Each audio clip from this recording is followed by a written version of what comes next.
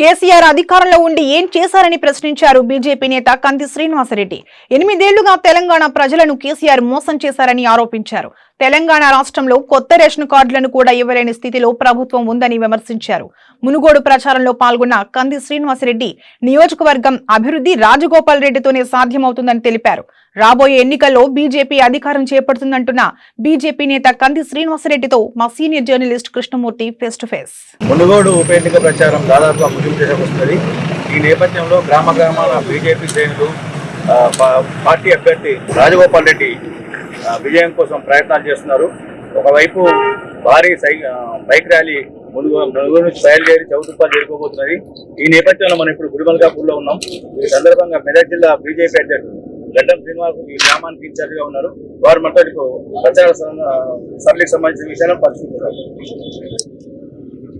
మునుగోడు నియోజకవర్గంలో రాజగోపాల్ రెడ్డి గారి విజయం కోసం ప్రతి ఒక్క కార్యకర్త, ప్రతి ఒక్క ఓటరు కూడా సిద్ధమై ఉన్నాడు.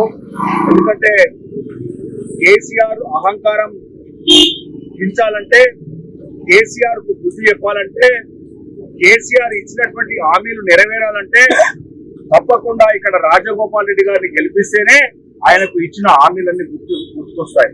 లేనట్లయితే ఆయన ఏ విధంగా చేసినా డబ్బుతోటి ఏమైనా చేయొచ్చు అని చెప్పేసి ఒక అహంకారంతో ఆయన కళ్ళు ఇంకా నెత్తి మీదకి ఎత్తాయి ఫామ్ హౌస్ కే పరిమితం అవుతాడు. కాబట్టి బై ఎలక్షన్ ఏవచ్చినా దుబ్బాకలో కావచ్చు, హుజూరాబాద్ లో కావచ్చు, మరి ఇక్కడ మునుగోడులో కూడా తప్పకుండా భారతీయ జనతా పార్టీ అభ్యర్థులే గెలవబోతా ఉన్నారు. అక్కడ కూడా గెలవడం జరిగింది.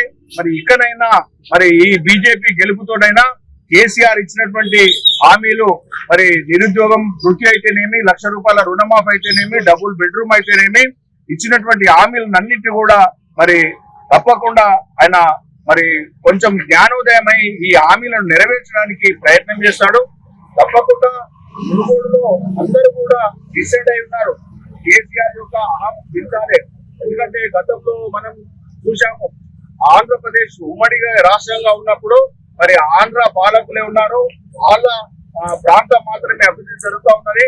మన ప్రాంతాన్ని, మన రాష్ట్రాన్ని మనం సాధించుకుంటే మనం కూడా అభివృద్ధి చేసుకోవాల్సినటువంటి ఏకైక లక్ష్యంతో నీళ్లు, నిధులు, నియామకాల పేరు మీద సాధించుకున్నటువంటి తెలంగాణలో ఈ రోజు ఏం జరుగుతూ ఉన్నది? కేవలం కల్వకుంట్ల కుటుంబం మాత్రమే అభివృద్ధి జరుగుతూ ఉన్నది. కల్వకుంట్ల కుటుంబంలో ఉన్నటువంటి వాళ్ళ నియోజకవర్గాలు మాత్రమే అభివృద్ధి జరుగుతూ ఉన్నది. మరి ఇందుకేనా మనం సాధించుకున్నటువంటి తెలంగాణ? ఇందుకేనా మరి 1200 మంది అమరవీరుల త్యాగ ఫలితం ఇదేనా అని చెప్పేసి ప్రతి ఒక్కరు కూడా ప్రశ్నిస్తా ఉన్నారు. మరి ఇకనైనా ఈ కేసీఆర్ కు, ఈ టిఆర్ఎస్ కు బుద్ధి చెప్పాలంటే తప్పకుండా మునుగోడులో భారతీయ జనతా పార్టీ గెలవబోతున్నది. రేపు 3వ తారీఖు జరగబోయే ఎలక్షన్స్ ఏవైతే ఉన్నాయో మరి టిఆర్ఎస్ పార్టీ మధ్యానికి మరి డబ్బుకు కూడా ప్రలోభం చేస్తున్నది. మరి ఏ ప్రలోభానికి గురి కాకుండా తప్పకుండా మరి కార్యకర్తలు అందరూ కూడా కష్టపడి పనిచేస్తా ఉన్నారు. ఓటర్లు డిసైడ్ అయ్యారు. తప్పకుండా రాజగోపాల్ రెడ్డి విజయం సత్యం అని చెప్పేసి తెలియజేస్తా ఉన్నాము. అదేవిధంగా ఈ కేసీఆర్ తర్వాత ఈ మన రాష్ట్రంలో ఉన్నటువంటి ఎమ్మెల్యేలు, మంత్రులు, మరి ఎమ్మెల్సీలు, ఎంపీలు అందరూ కూడా ఈ మునుగోడుకు రప్పించినటువంటి ఘనత రాజగోపాల్ రెడ్డికి, భారతీయ జనతా పార్టీకి దక్కింది. మరి ఈ కేసీఆర్ 100 కేసీఆర్లు వచ్చినా, 1000 మంది కేటీఆర్లు వచ్చినా తప్పకుండా భారతీయ జనతా పార్టీ అభ్యర్థి రాజగోపాల్ రెడ్డి విజయాన్ని ఆపనీరని చెప్పేసి తెలియజేస్తాం. ఇప్పుడు మనతో పాటు ఆదిలాబాద్ నుంచి మునుగోడు మునుగోడు బిడ్డలందరికీ కోమటిరెడ్డి గారు, రాజగోపాల్ రెడ్డి గారు రాజీనామా చేయకపోతే 90 మంది ఎమ్మెల్యేలు, 14 మంది మంత్రులు మీ కాళ్ళ దగ్గరికి వస్తుండేనా? మీ గ్రామాలకు 90 మంది ఎమ్మెల్యేలు, 14 మంది మంత్రులు మీ కాళ్ళ దగ్గరికి తీసుకొచ్చిన గొప్ప కృషి రాజగోపాల్ రెడ్డి గారి రాజీనామా వల్లనే సాధ్యమైంది. అట్లనే మునుగోడు బిడ్డలందరూ ఆలోచించండి. ఏ టిఆర్ఎస్ నాయకుడు మీ ఇంటికి గడప దొరికిందా కూడా ఒక్కసారి ఆయన్ని గల్లబట్టి అడగండి. అరే బిడ్డ, 3.5 ఏళ్ల నుంచి మేము గుర్తుకు రాలేదా? 3.5-4 ఏళ్ల నుంచి 2018 ఎలక్షన్ల తర్వాత ఒక కొత్త పింఛన్ ఆయన ఇచ్చినావా? ఒక కొత్త రేషన్ కార్డు ఆయన ఇచ్చినావా? ఒక ఇల్లు ఆయన కట్టినావా? మా బీసీ, ఎస్సీ, ఎస్టీ బిడ్డలకు ఒక లోన్ ఆయన ఇచ్చినావా? నిరుద్యోగ వృత్తి 3,000 ఇస్తానో ఇచ్చినవా? ఇప్పుడు రాజగోపాల్ రెడ్డి రాజీనామా చేయకపోతే మీరు అందరూ వస్తుండేనా, వచ్చి మా మా మా సమస్యల్ని పరిష్కరిస్తుండేనా అని బరాబర్ గల్లాబట్టి అడగండి. మునుగోడు బిడ్డలారా, చైతన్యవంతంగా మిమ్మల్ని ఒకసారి తట్టి లేపి ఈ ప్రాంత అభివృద్ధి కోసమే, ఈ ప్రాంతం గొప్పగా అభివృద్ధి చెందాలనే ఉద్దేశంతోనే మీకు ఇల్లు తీసుకొచ్చిండు. రాజగోపాల్ రెడ్డి రాజీనామా వల్లనే మీకు కొత్త ఇల్లు శాంక్షన్ అయినాయి.